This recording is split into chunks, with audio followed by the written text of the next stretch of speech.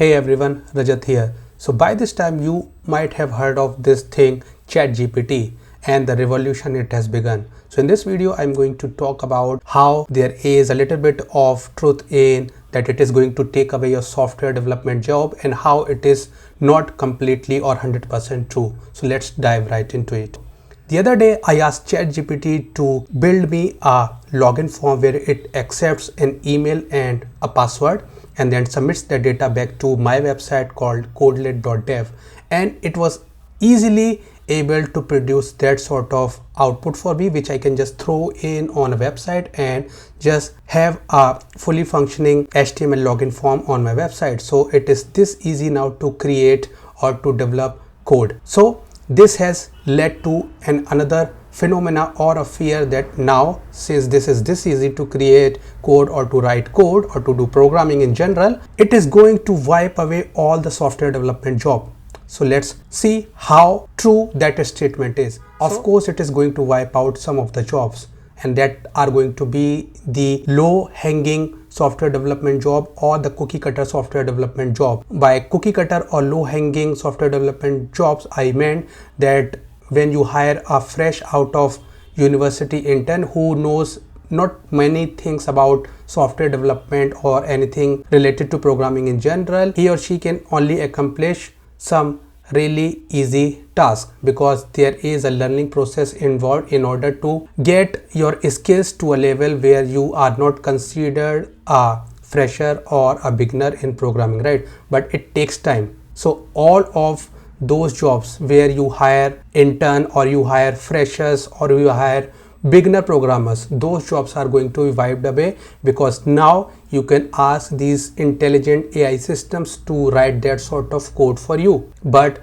there is a problem with these AI system, and that is whenever they are wrong, they still produce the answer and they still tell you that whatever answers they have produced are technically correct, and they do it with conviction. If you are a non-technical person, you have no way of verifying whether the answer these systems have produced are correct or not. There is a industry term for this thing, and that is known as hallucinations, which means that whenever these systems produce wrong answers, these systems still believe that they have produced a right answer. So technically they are hallucinating that they are producing the right answer. So in order to keep this hallucination in check, there is a new software development profile that is on the rise lately, and that is known as prompt engineering, or the person who does this thing is known as a prompt engineer. So a prompt engineer is basically a technical person who knows a thing or two about programming and who can convert your non-technical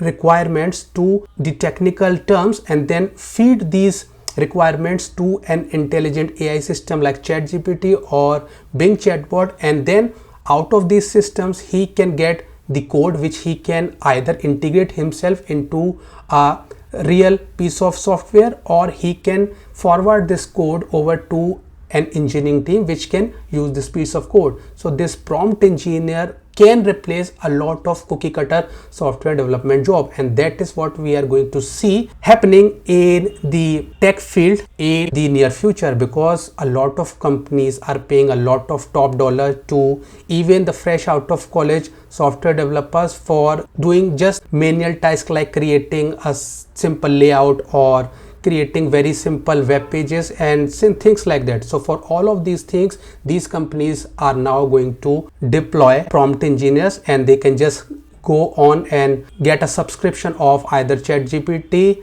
or Microsoft Bing, and then they can just have a prompt engineer program these chatbots to spew out some code for them, and then these code can be deployed on real systems. So prompt engineers can easily replace these cookie cutter software developers, and that's what you need to understand, that going forward what you have to do in order to steer clear of this wipeout of software development job is to specialize, because creating prompts for getting highly technical tasks done is equally complex. There is no easy way out.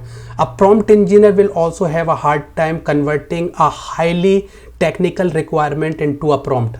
By prompt I mean these sort of message you write to the AI in order for the AI to achieve the task or to give you the code which you can simply use. So even the construction of this prompt, like this one which I have created, this thing is a prompt. Even the construction of these things are going to be quite complex for any prompt engineers to achieve, and these things will be very hard to program even for the AI. So that is where specialization come into play, and that is how you are going to keep your job as a software developer.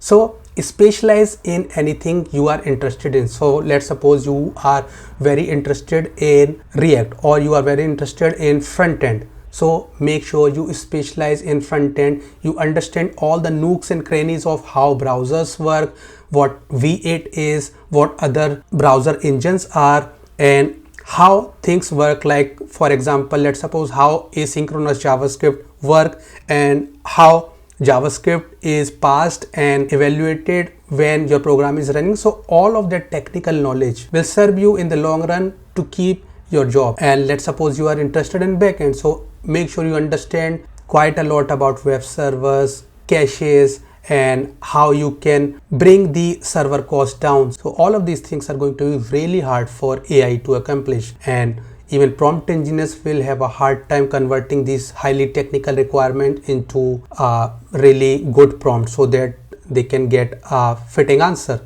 So the only way to keep your development job is to specialize. If you're interested in front end, specialize in front end. If you're interested in compilers, specialize in compiler. Specialization is a way to go. So that is the takeaway of this video. In case you are fearful about that AI is going to take away a job, start specializing in your field from today only. There is no way to steer clear of these AI systems now. They are here to stay. So the only way to go forward is to specialize. Having said that, I will also start sending out my newsletters really soon. So make sure you go to codelet.dev, scroll down and sign up for the newsletter. I will be sending this newsletter on weekly basis. So make sure you leave your email in the newsletter sign up form, and you can come ask any questions related to software development or technical field for that matter in my Discord group. The links are in description,